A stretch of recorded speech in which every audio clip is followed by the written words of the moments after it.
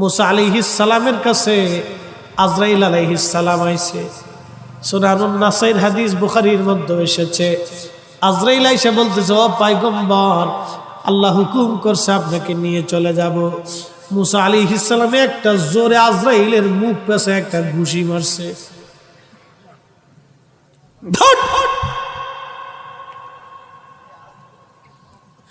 ঘুষি একটা মারার সাথে সাথে আজরাইল আলাইহিস সালামের চোখ বের হয়ে গেছে। সুবহানাল্লাহ কবে? সুবহানাল্লাহ।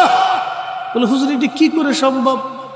আরে কি করে সম্ভব আমি আপনাদের কেমনে বুঝাবো? কিন্তু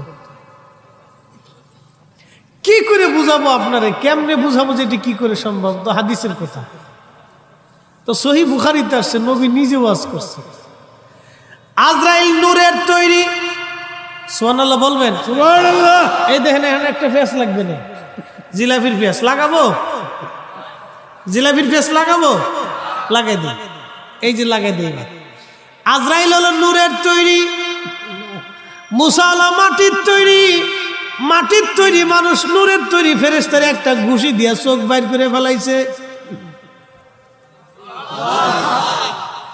যারা কয় নবী নূরের তৈরি হইতে পারে না, নূরের তৈরি মানুষ কি করে মাটির তৈরি মানুষের সাথে রাত্রিবেলা ঘুমায়, তার মানে বোঝা গেল ও বলো আল্লাহ সৃষ্টি সম্পর্কে তোমার আকল জ্ঞান তৈরি হয় নাই। কথা কোন ঠিক কিনা?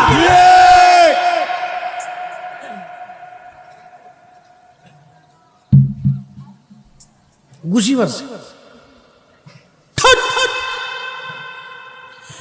এক ঘুষিতে চোখ বেরিয়ে গেছে। চোখটা এমনি দৌড়িয়ে আজরাইল আলাইহিস সালাম দৌড়ে চলে গেছে আল্লাহর কাছে। যে আল্লাহ কার কাছে পাঠাইছে? কি হয়েছে? দেখো দিয়ে আমার চোখ ঘুষি দিয়ে চোখ বের করে নিচ্ছে।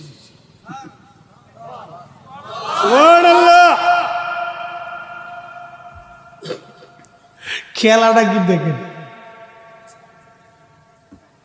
আজরাইল কেন ঘুষি মারছে? আচ্ছা কেন যে ঘুষি মারছে আল্লাহ জানে না?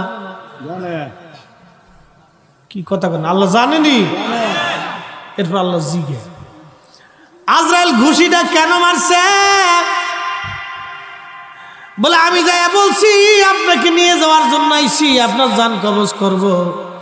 আপনার পয়গম্বর মুসা আলাইহিস সালাম আমার একটা জোরে করে ঘুষি মেরে আমার চোখ বাইর করে ফেলাইছে। সে দুনিয়াতে আসবার চাই না আল্লাহ,